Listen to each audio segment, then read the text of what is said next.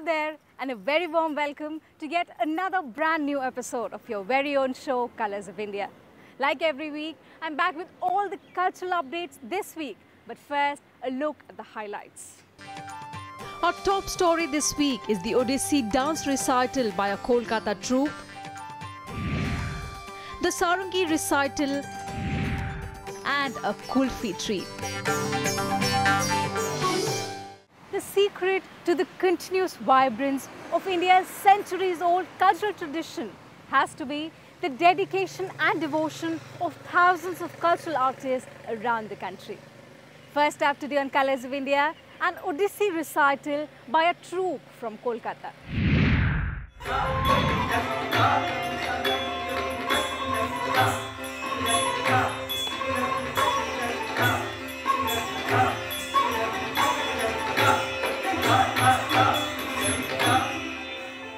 The India International Centre recently had organised their annual Summer Festival, a multifaceted event that brought on stage the bold hues of Indian classical culture.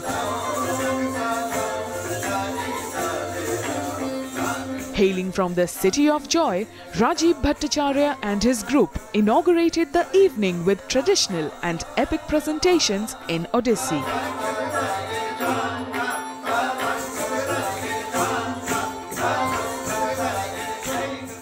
The themes are the same, and one dance form is from the north, another dance form is from the west, from the south, from the east, from the west.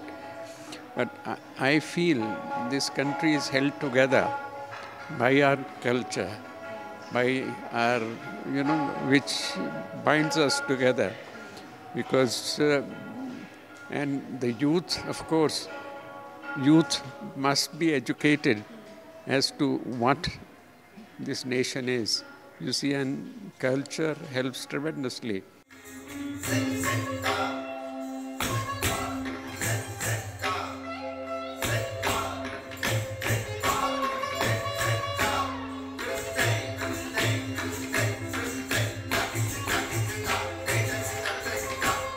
Rajib is an Odyssey expert, having been trained under the guidance of the great Guru Kelucharan Mahapatra and his son Ratikant Mahapatra.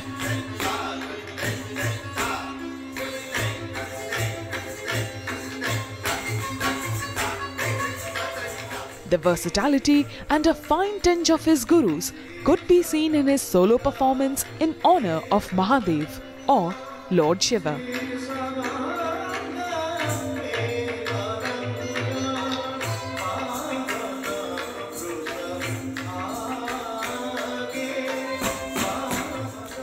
Performing on Rag Mallika, he presented a subtle yet strong tandav.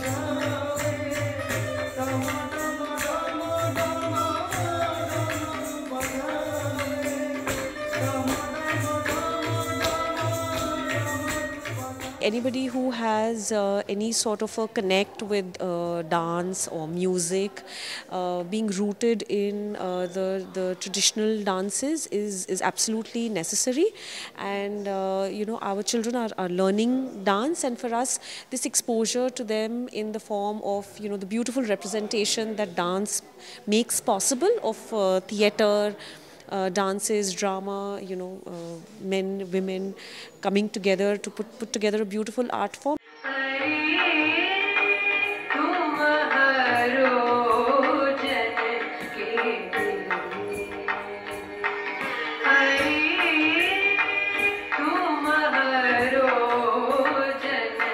They also presented a special dance piece exploring the many leelas of Lord Krishna. Like the Meera Bhajan, where Meera's love and devotion for her Lord is shown.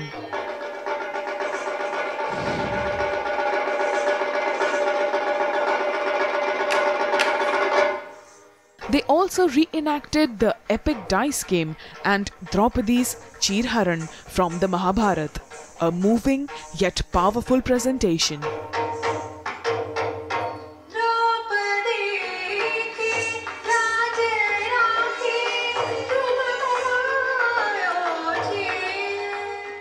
My a little girl who learns Odyssey, so I like to expose her to different kinds of dances, and especially this one. This is, I think, very, very important because this is, this is the only way they can actually enjoy our culture and know more about it.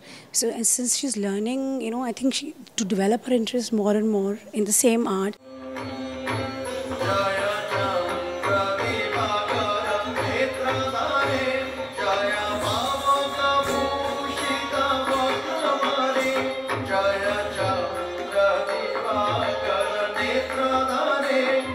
They ended their repertoire with a well-adorned piece on Devi Durga.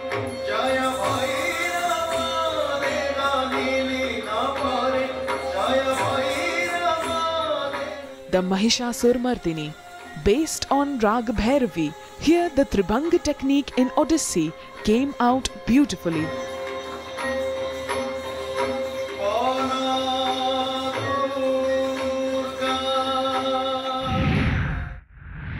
Their repertoire was perfectly coordinated and skillfully delivered along with the rich traditional touch.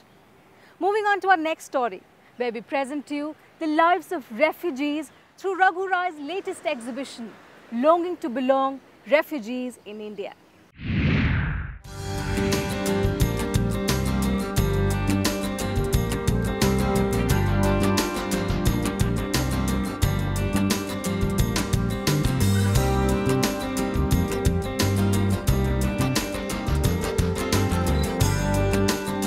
UN High Commissioner for Refugees, UNHCR, and the Government of India bring together the lives of refugees in the country through their latest exhibition, Longing to Belong, Refugee in India.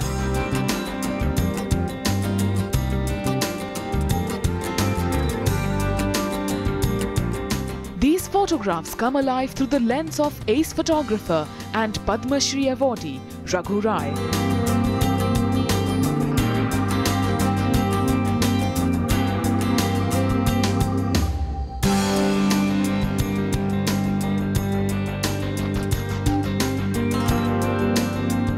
See in them images of refugee communities from Afghanistan, Myanmar, Tibet, Sri Lanka and Somalia. Testimony to the resilience of people forced away from their homes to seek safety while building a new life in an unfamiliar country. I'm really touched by what Raghu Rai sir has tried to project and show it through his photographs. In fact, the idea itself that refugees are definitely part of us.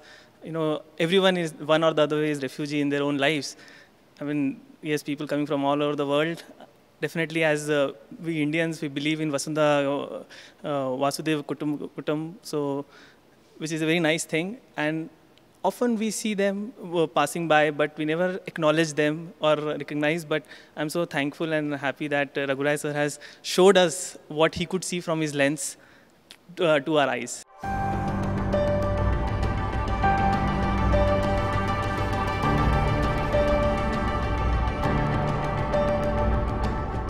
The images present a mixed bag of emotions. Tibetan children laughing with their teacher, a Sri Lankan refugee family readying to leave for home, and much more. Heartwarming images that leave a permanent imprint on the mind. I never knew so much about refugees in this country, and how they were accepted, how our government worked towards their benefit, how our government helped them and all. I never knew all of this, and now when I came here and I read and saw all the pictures and read all the text about these refugees, I'm actually pretty impressed, and as someone else said, I'm also very touched by what Raghu Rai sir has actually done with his work actually. And I never knew all of this, and I'm glad that I came for this.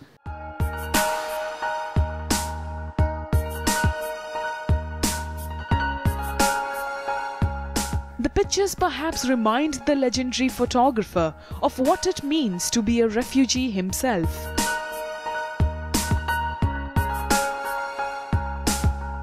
The feelings of every refugee longing to belong and wishing to go back home.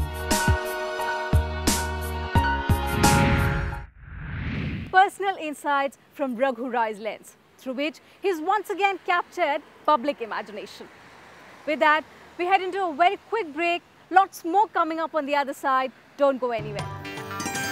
Up next, we bring you an impressive dance performance by Lakshmi Parthasarthi Athreya and a Sarangi recital. Welcome back. Up next is Chennai-based Lakshmi Parthasarthi Athreya's Bharatanatyam recital, with which she made her grand debut in Delhi.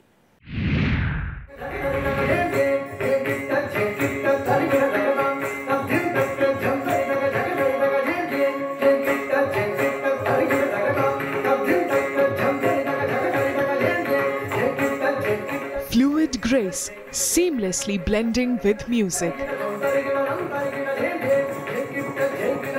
That was the effect that Lakshmi Parthasarthi's recital had in Delhi.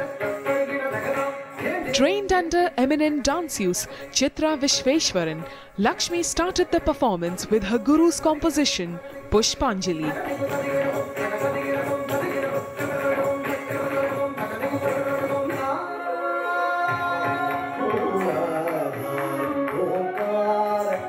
The floral tribute was followed by a meditative piece, Ananda Nritya Ganapate.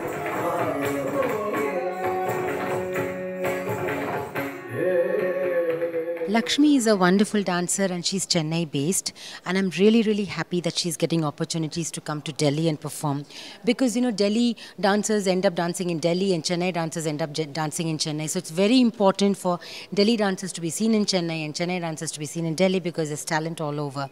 So I'm really happy that Lakshmi was able to come here and dance at Habitat, such a wonderful venue. I wish her all the best.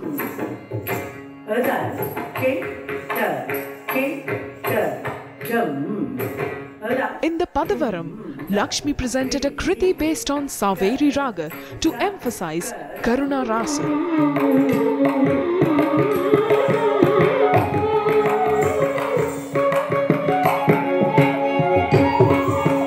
A composition of Maharaja Swati Tirunal, the piece is about Lord Hanuman and his bhakti.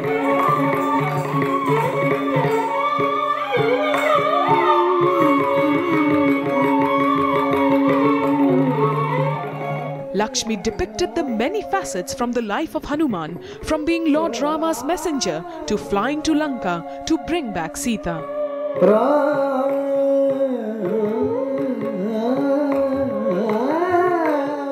The language that I am most familiar with is what I have been taught for 30 years now.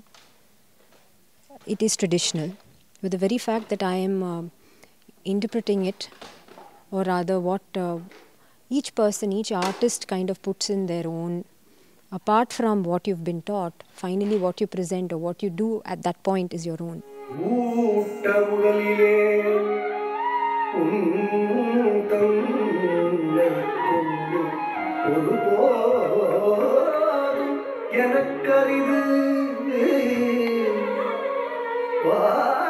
Lakshmi's exquisite abhinaya was the highlight in her Padam as well. Ta Yashoda, a composition in Todi Raga, saw her emoting the feeling of a gopi, complaining about Krishna's pranks to Mother Yashoda.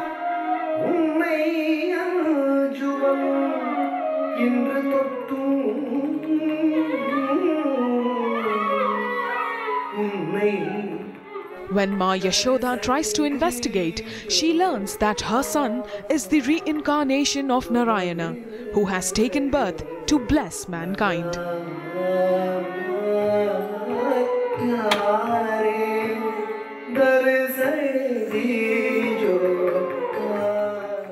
It's a visual treat to have taken part in this program. It's very good. A graceful dance form of the classical dance, Bharatanatyam. Yeah, it's a very beautiful performance. Actually, her footwork was very nice, and the abhinaya and everything was good.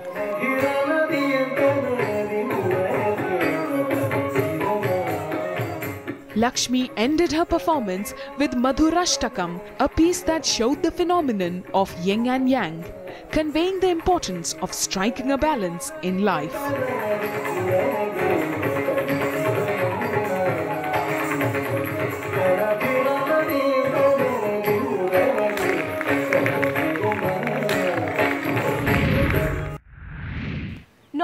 India sees very little performances by artists from the south. Lakshmi's debut in this regard stands out as an important step to further culturally connect the two regions. And as we talk of culture, a question always arises. How connected are we to our roots? And to answer this is a musical workshop that introduced traditional instruments in a new way.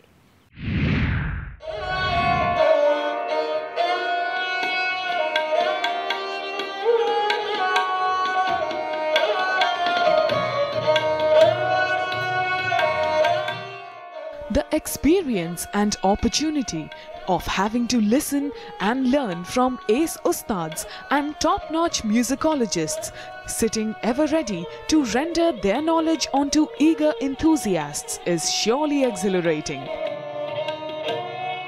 That's the kind of opportunity India Habitat Centre along with SIET and NGO Sakshi gave by organising an event called Sound of Music, a workshop introducing various musical instruments.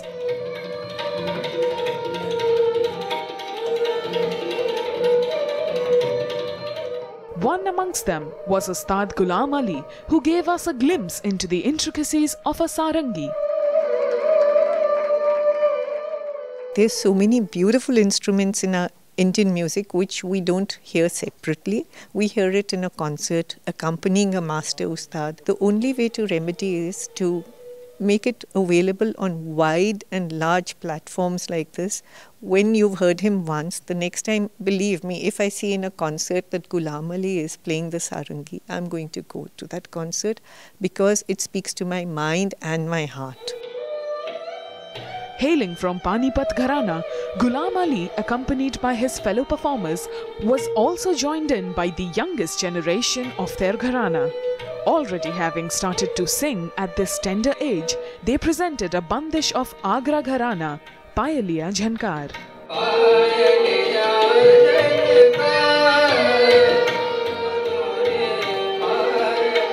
जैसे कि मेरा solo performance था, चाहता तो मैं solo ही बजाता, लेकिन मैंने अपने शागिर्द और अपने गुरु भाई को मैं इसलिए लेके बैठा कि देखिए और ये यंग स्टार हैं, यंग बच्चे हैं, तो ये भी सारंगी बजा रहे हैं और इसको आगे बढ़ा रहे हैं। जैसे कि मेरा बेटा अभी ज़ोहेब अली आपके सामने बैठा, थोड़ा सा अभी गायकी शुरू कराइए पहले उनको, इंशाल्लाह अब सारंगी भी उनको शुरू कराएंगे। तो सारंगी से पहले गायकी की शुरुआत होती है, तो इसलिए मैंने उनको लेके बैठा। Played using the cuticles of one's finger, it turns out to be one of the most difficult stringed instruments to be played by a musician. Ghulam Ali showcased different styles of playing the sarangi, like playing with 3 fingers and sometimes with 4, as it provides more reverb. सारंगी जो है असल में गायकी है, जो सारंगी में ज़्यादातर बजती है वो गायकी अंग है और गायकी है। जो भी सारंगी प्लेयर हैं, जैसे मैंने बताया हमारे सोनीपत घराने में सारंगी के साथ गायकी सिखाई गई है और गायकी रही है। तो जो हम लोग सारंगी बजाते हैं तो अंदर से हमारी रूह आती है। They concluded with a Bandishan rag Mishra Pilu. The workshop cum musical evening was a delightful insight into the world of classical instruments, especially for the youngsters. Interesting initiatives like these tend to keep cultures alive as they bring people together to learn something new. On that note, we head into another quick break, the food trail on the other side. Don't go anywhere. After the break, it's time for a frozen treat perfect to beat the summer, so stay with us. Welcome back. Is kulfi your favorite summer dessert? If yes, well then this food trail is just meant for you, as our in-house foodie Shubhra is exploring the different varieties and inventions that's on offer. Hello and welcome to Food Trail with me, Shubhra Mukherjee. As monsoons are slowly trickling in, this is the perfect season to indulge in everything sweet, especially ice cream. And what better way than kulfi, the traditional Indian ice cream.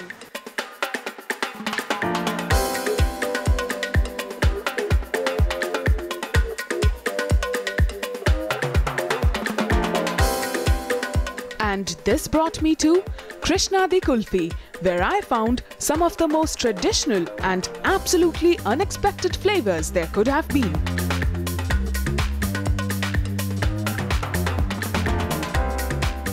the hide and seek of the rain gods has started to mellow down the temperature, this joint, run by a brother duet, brings India's favorite summer surprise back in action.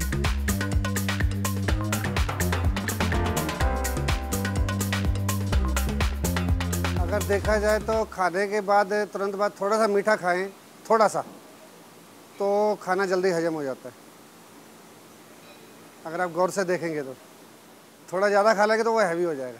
Kulfi जो है ये इसमें chemical कुछ नहीं है, कोई preservative नहीं है, सिर्फ दूध की रबड़ी है। बाकी फ्लेवर्स जो चलते हैं वो डलते हैं बस।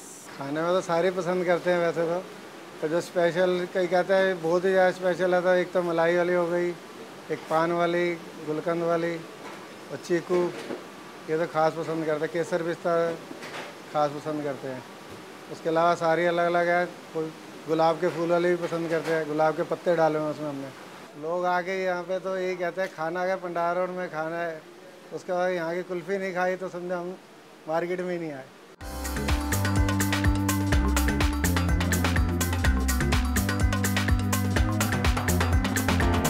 The kulfi is the traditional Indian ice cream made primarily of only one flavor, using milk, sugar, pistachios and saffron.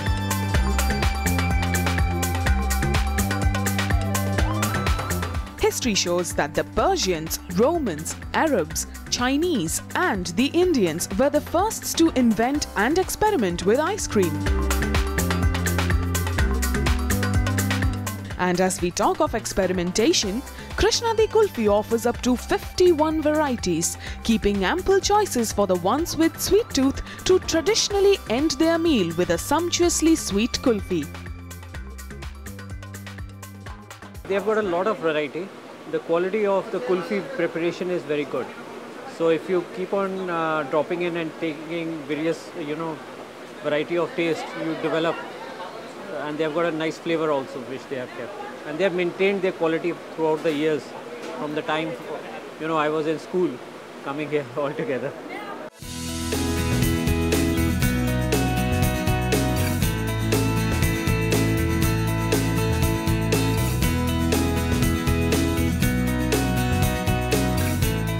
And as my own sweet tooth started to tinkle, I too ordered my first plate of the evening, Kesar Pista Faluda Kulfi, diced and draped with sweet dressing. Now I've just tasted over here the Kesar Pista Faluda Kulfi, and I must say it is way more creamier and way more tasty than any other ice cream. It can beat any ice cream any day, fair and square.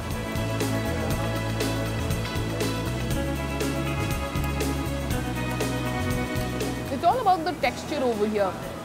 Because of the good quality of milk, the texture of this very kulfi is creamier, is way more thicker, and as you can see, the moment it is served, it starts melting. So this is the proof of a good quality kulfi. Along with this, I also took a Malai kulfi served in little matkas. These kulfis are really smooth and really yummy. The best thing about this particular kulfi is that it's served in the very traditional way that kulfis used to be, in earthen pots or small little coolers.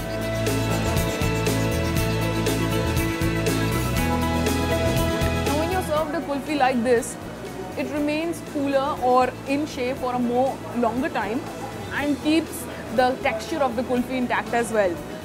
Reminds you of the good old days when kulfis used to be served in these earthen pots.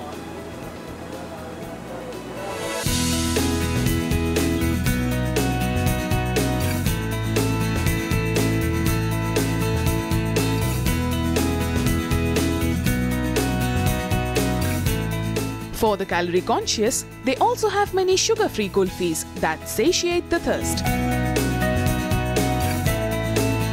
But the variety they have in offer would make any foodie go weak on the knees.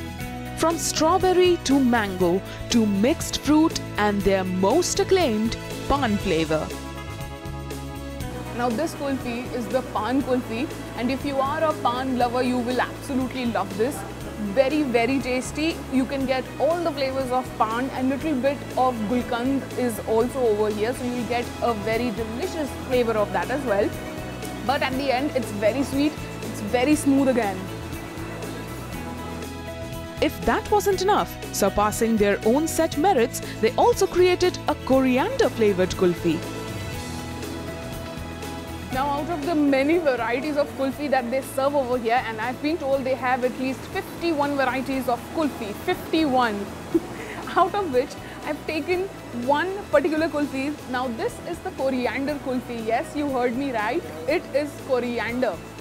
It is really smooth. Texture is really smooth.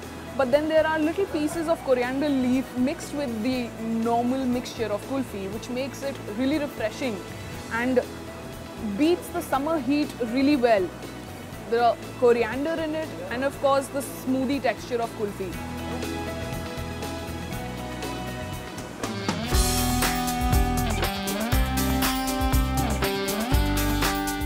Apart from kulfi, the joint is famous for its rasmalai and firni, a rice-based pudding that was once served to Mughal royalties, but now readily available to everyone.